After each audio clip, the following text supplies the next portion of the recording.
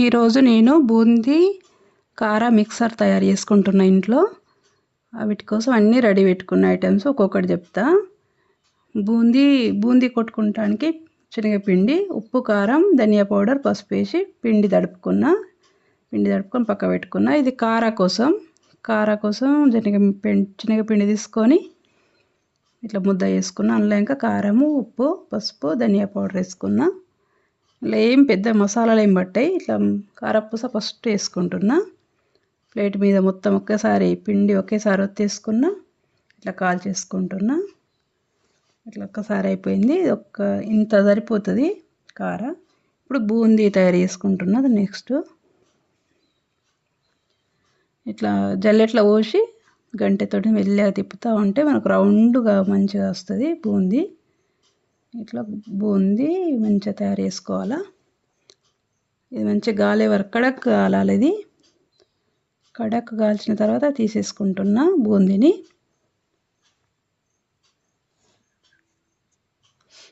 ఇట్లా బూందీ రెడీ అయిపోయింది. ఇప్పుడు ఇంకా నెక్స్ట్ ఇది మక్క చిప్స్. ఇవి షాపులలో దొరుకుతాయి, ఇంటి ముందుకి ఇంకా వస్తాయి. నేను ఇంటి ముందే తీసుకున్నా వీటిని. మక్క చిప్స్ ఒక గిన్నెడు తీసుకున్నా. బాగా అవుతాయి. కొన్ని తీసుకున్నా మనం కాల్చేసరికి బాగా అవుతాయి. ఇవి పల్లీలు ఒక గిన్నె. ఒక గిన్నె పచ్చి తీసుకున్నా. వేయించేసరికి అంటే అవి ఎక్కువ అవుతాయి. ఇట్లా పల్లీలు దూరగా వేయించుకొని మంచిగా కడక్ అయ్యే వరకు వేయించుకోవాలా. ఇప్పుడు పోవా వేస్తాం మనం అటుకులు. ఆ అటుకుల్ని నూనెలో వేయించుకుంటే మనకు పేలాల టైప్ వస్తాయి. అవి మామూలు పేపర్ అటుకులు అయితే అవి మనకు ఇట్లా మిక్సర్లో పైన ఉండే అవి అదే అటుకులు ఎక్కువ కనబడతాయి. ఇవి అయితే అందులో కలిసిపోతాయని నేను పోవా అటుకుల్ని ఇట్లా పేలాల్లాగా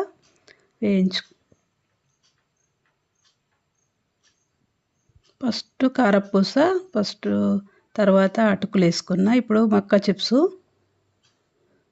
పల్లీలు ఇట్లా అన్నీ మనం ఏమేమి చేసుకున్నామో అవన్నీ బూందీ వేసుకుంటున్నా.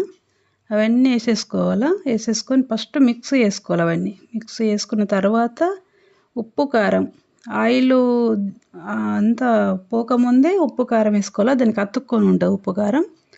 ఇట్లా మనకు టేస్ట్కి తగ్గంత వేసుకోవాలా.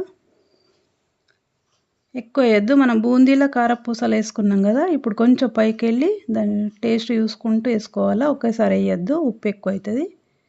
Mixer ready. ఈరోజు నేను